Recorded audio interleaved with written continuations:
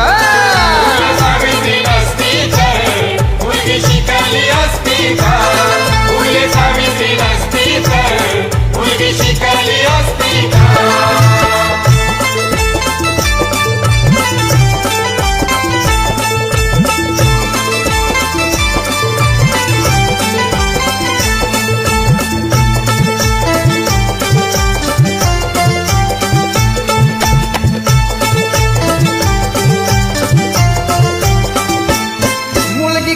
बाहेर पडली तर पातक घडायचा, मुलगी शाळेत गेली तर तेव्हा धर्म बुडायचा.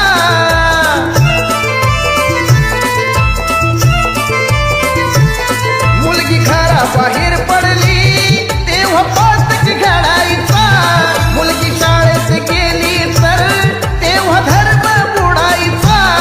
फक्त चूल आणि मूल हे विसरली असती का?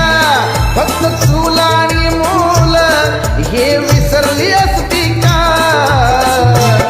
फुले सावित्री नसती तर मुलगी शिकली असती का? फुले सावित्री नसती तर मुलगी शिकली असती का?